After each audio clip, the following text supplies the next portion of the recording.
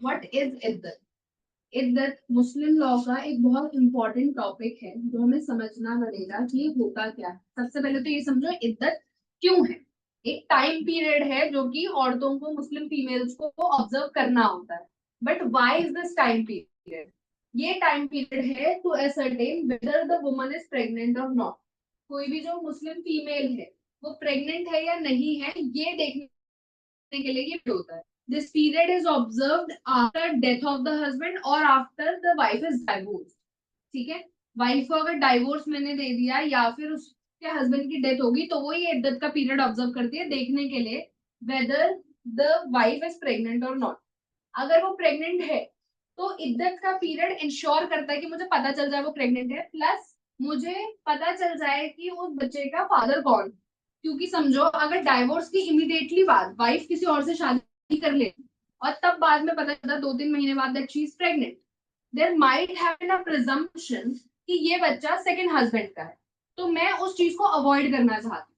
Scientifically speaking 3 months is more than enough time to ascertain whether you are pregnant or not। ठीक है, 3 महीने के अंदर अंदर आपको पता चल जाता है। Even if the wife conceive the child on the day of divorce, जिस दिन मैंने डाइवोर्स दिया उस दिन में अगर उसने बच्चा कंसीव करा है तो 3 महीने के अंदर अंदर उसे पता चल जाएगा कि वो प्रेग्नेंट है या नहीं है। दैट इज वाई डाइवोर्स के केस में 3 मंथ का होता है इद्दत का पीरियड।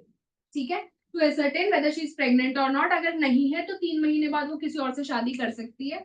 बट अगर वो प्रेग्नेंट है तो उसका इद्दत का पीरियड चलता है till the end of pregnancy. ठीक है, ताकि मैं इंश्योर कर सकूं कि कोई प्रिजम्पशन गलती से भी ना उठे कि इस बच्चे का फादर कौन है कौन नहीं। ठीक है, तो बच्चे को प्रोटेक्ट करने के लिए, वो बास्टर्ड के टाइटल्स से प्रोटेक्ट करने के लिए we have this period of इद्दत। ठीक है, तो अगर फीमेल प्रेग्नेंट है तो till the end of her pregnancy इद्दत का पीरियड चलेगा। अगर मिस कैरेज हो जाता है उसका या टर्मिनेट करवा देती है वो जाके अपनी प्रेगनेंसी, तो अब तो there is no doubt about it that she is not pregnant, right? क्योंकि मिसकैरेज हो गया या उसने टर्मिनेट करा दिया चाइल्ड। तो अब इस केस में उसे फर्दर इद्दत ऑब्जर्व करने की जरूरत नहीं। ठीक है, फर्दर मुझे इद्दत ऑब्जर्व अब नहीं करना। अब लाइक आई सेड, इद्दत दो तरीके से आपका होता है। एक होता है डाइवोर्स के केस में, एक होता है डेथ ऑफ द हस्बैंड के केस में। डाइवोर्स के केस में 3 महीने का पीरियड ऑफ इद्दत होता है। ये आपको ऑब्जर्व करना कंपलसरी है अगर there was a chance of cohabitation और कंज्यूमेशन ऑफ मैरिज।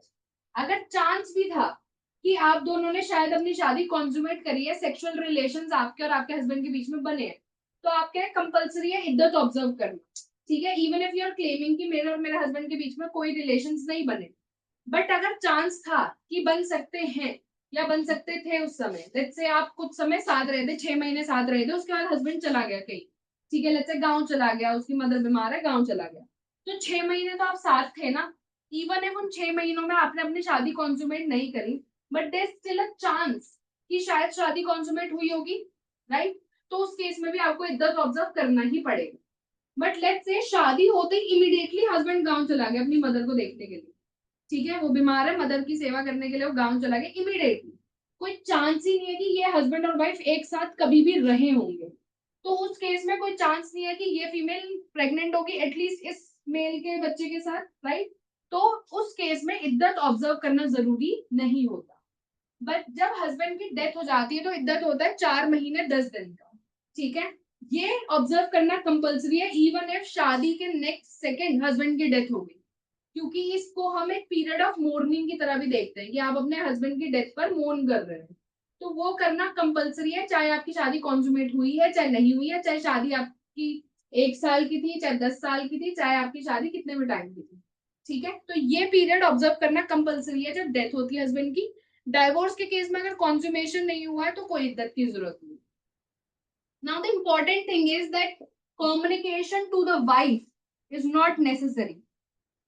वाइफ को कम्युनिकेट करना कि आपको डाइवोर्स मिल गया या आपके हस्बैंड की डेथ हो गई है, ये जरूरी नहीं है इद्दत का पीरियड स्टार्ट करने के लिए। लेट्स से 1 जनवरी 2025 को मेरे हस्बैंड ने मुझे डाइवोर्स प्रोनाउंस कर दिया जब वो गांव में था। ठीक है, अब डाइवोर्स उसने प्रोनाउंस कर दिया तो 1 जनवरी 2025 से मेरा पीरियड ऑफ इद्दत हो गया स्टार्ट। 3 महीने खत्म होते ही मेरा पीरियड ऑफ इद्दत हो गया खत्म। लेट्स से मुझे 4 महीने बाद पता चला कि मेरे हस्बैंड की डेथ हो, सॉरी, मेरे हस्बैंड ने मुझे डाइवोर्स दे दिया, 4 महीने बाद मुझे पता चला।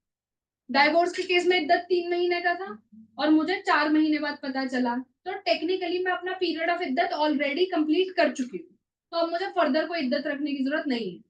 सिमिलरली मुझे 6 महीने बाद पता चला कि मेरे हस्बैंड की तो डेथ हो चुकी है 6 महीने पहले, मुझे किसी ने बताया ही, तो भी मैं 4 महीने 10 दिन का पीरियड ऑफ इद्दत ऑब्जर्व कर चुकी हूँ। ठीक है, तो अब मुझे अगेन पीरियड ऑफ इद्दत ऑब्जर्व करने की जरूरत नहीं है। तो जिस सेकंड हस्बैंड की डेथ होगी या हस्बैंड ने डाइवोर्स प्रोनाउंस कर दिया, पीरियड ऑफ इद्दत हो जाता है ऑटोमेटिकली स्टार्ट। वहां पे मुझे जरूरी नहीं है ये प्रूव करना कि मुझे कम्युनिकेशन इस डेट से हुई थी तो अब से मेरा इद्दत चालू है। जिस सेकंड डाइवोर्स या डेथ हो गई उस सेकंड से पीरियड ऑफ इद्दत आपका हो जाता है स्टार्ट। ठीक है, now let us talk about what are the rights and duties of husband and wife during this period of इद्दत।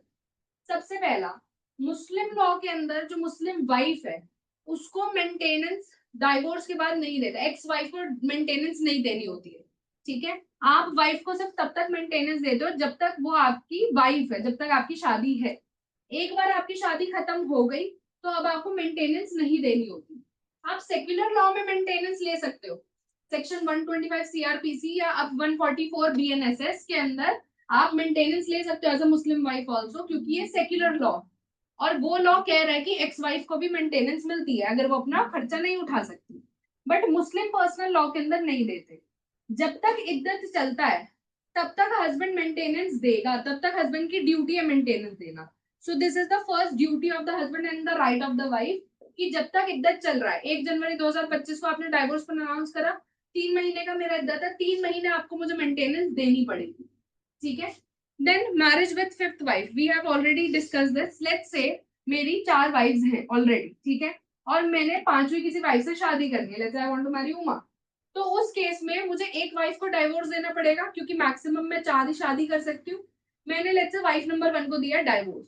अब जब तक वाइफ नंबर 1 का पीरियड ऑफ इद्दत 3 महीने का खत्म नहीं हो जाता तब तक मैं उमा से शादी नहीं कर सकती। अगर मैंने करी तो हमारी शादी वैलिड नहीं होगी, हमारी शादी जो है वो आपकी फासिद मैरिज होगी, सोर्ट ऑफ वॉइडेबल जो होती है कि जब तक मेरी फर्स्ट वाइफ जिसको मैंने डाइवोर्स दिया उसका पीरियड ऑफ इद्दत खत्म नहीं हो जाता, उमा की और मेरी शादी वॉइड है। बट द मोमेंट उसका इद्दत ऑफ पीरियड खत्म हुआ अब उमा की और मेरी शादी वैलिड हो जाएगी। ठीक है, सो ये चीज मुझे ध्यान रखनी है कि अगर मैं 5वीं औरत से शादी कर रही हूँ तो मेरी एक वाइफ जो है उसका पीरियड ऑफ इद्दत जब तक खत्म नहीं हो जाता, I can not marry the fifth person. But यहीं पे लेट्स से अगर मेरी 3 शादी हुई थी and now I divorce my first wife और मैंने उमा से शादी करी, तो टेक्निकली उसकी और मेरी शादी वैलिड है क्योंकि वो मेरी फोर्थ वाइफ है ना कि फिफ्थ वाइफ। ठीक है, so this provision is only for fifth wife. Wife इद्दत के दौरान किसी से शादी करेगी वॉइड है वो। हस्बैंड अगर अपनी 4 वाइफ्स हैं पहले से, एक वाइफ को डाइवोर्स दिया उसके पीरियड ऑफ इद्दत के दौरान शादी करेगा तो वो भी शादी वैलिड नहीं होगी। ठीक है, third, dower. Dower is the consideration जो हस्बैंड पे करता है अपनी वाइफ को, will discuss this in detail. Dower या मेहर हस्बैंड पे करता है वाइफ को as a sign of respect कि तुम मुझसे शादी कर रही हो तो as a sign of respect मैं तुम्हें लेट्स से 50 लाख रुपए दूंगा। ठीक है, तो डार आपका 2 तरह का होता है, डेफर्ड डार और प्रॉम्प्ट डार। प्रॉम्प्ट होता है अभी कभी दो, शादी हुई अभी कभी दो। डेफर्ड डार होता है कि आप कई बार बोल देते हो कि चलो हमारी फर्स्ट एनिवर्सरी पे मैं दूंगा, या हमारा बच्चा पैदा होगा मैं तब दूंगा, या जब मैं डाइवोर्स तुम्हें अगर कभी देता हूँ तो मैं उस केस में तब दूंगा इतना पैसा, या 10 साल पूरे होने पर दूंगा, कुछ भी। तो अगर मेरा डार डेफर्ड था, मैंने कहा था कि लेट्स से 5 साल पूरे होने पर शादी के मैं तुम्हें ये डार दूंगी, और 5 साल पूरे होने से पहले मैंने तुम्हें डाइवोर्स दे दिया, तो ये कैसा डार था? डेफर्ड डार। 5 साल बाद की डेट मैंने निकाली थी पर उससे पहले मैंने डाइवोर्स दे दिया, तो मुझे अभी कभी आपको ये डार देना पड़ेगा। क्योंकि मुस्लिम लॉ के अंदर वाइफ को हम लोग मेंटेनेंस नहीं देते हैं, एक्स वाइफ को मेंटेनेंस नहीं देते हैं, तो ये डार हेल्प करता है उसे खुद को मेंटेन करने के लिए। तो अगर डार मेरा डेफर्ड था तो वो अब मुझे प्रॉम्प्टली पे करना पड़ेगा अभी के अभी। ठीक है, चाहे डेट मैंने कभी कभी निकाली हो पर मुझे अभी पे करना पड़ेगा, और ये वाइफ का राइट है जिसके लिए वो आपको सू भी कर सकती है। ठीक है, फोर्थ है डेथ ऑफ ईदर पार्टी। मान लो मेरे हस्बैंड ने मुझे डाइवोर्स दिया पर उसकी डेथ हो गई, 3 महीने का ये पीरियड पूरा होने से पहले उसकी डेथ हो गई। उस केस में अगर मेरा डाइवोर्स इररिवोकेबल नहीं था, again will discuss divorce in detail, हम देखेंगे रिवोकेबल एंड इररिवोकेबल डाइवोर्सेस। अगर मेरा डाइवोर्स इररिवोकेबल नहीं था तो उस केस में अगर पीरियड ऑफ इद्दत खत्म होने से पहले हस्बैंड मर गया तो मैं उसकी प्रॉपर्टी से ऐसे इनहेरिट करूंगी एज इफ हमारा डाइवोर्स कभी हुआ ही नहीं। बट शर्त क्या है? पीरियड ऑफ इद्दत खत्म होने से पहले पहले हस्बैंड मरा है। सिमिलरली अगर पीरियड ऑफ इद्दत खत्म होने से पहले वाइफ मर गई तो हस्बैंड अपनी वाइफ की प्रॉपर्टी से ऐसे इनहेरिट करेगा एज इफ कि इनका डाइवोर्स कभी हुआ ही नहीं। ठीक है। लास्ट है divorce pronounce during death illness. Let's say मेरे हस्बैंड को कैंसर है, टर्मिनल कैंसर है, 4th स्टेज, डॉक्टर ने बोल दिया आपके पास 1 महीना है जिंदा रहने के लिए। अब ये जानने के बाद मेरे हस्बैंड ने मुझे डाइवोर्स दे दिया, तो इट डजेंट मैटर कि वो डाइवोर्स मेरा रिवोकेबल है या इरिवोकेबल है। अगर मेरा हस्बैंड 1 महीने में मर गया, मतलब पीरियड ऑफ इद्दत खत्म होने से पहले मर गया, डेथ इलनेस में क्योंकि उसने मुझे डाइवोर्स दिया, I will inherit from his property as if हमारा डाइवोर्स कभी हुआ ही नहीं। ठीक है। इसमें और इसमें क्या फर्क है? इस केस के अंदर एक तो मुझे पता नहीं था डेथ होने वाली है, ये आपका हस्बैंड और वाइफ दोनों पर लागू है। ठीक है। और यहाँ पर डाइवोर्स इररिवोकेबल नहीं था, तब मुझे इनहेरिट करने को मिल रहा है। इस केस में ये सिर्फ वाइफ के लिए है, राइट? ठीक है, क्योंकि हस्बैंड ने डेथ इलनेस में डाइवोर्स प्रोनाउंस करा है। ये डजंट मैटर रिवोकेबल है चाहे इररिवोकेबल है तलाक। और यहाँ पर आप ऐसे ही इनहेरिट करते हो जैसे आपका कभी डाइवोर्स हुआ ही नहीं। ठीक है। So these are the rights and duties जो कि आपके इद्दत के दौरान ऑब्जर्व करनी होती है हस्बैंड एंड वाइफ को। ठीक है।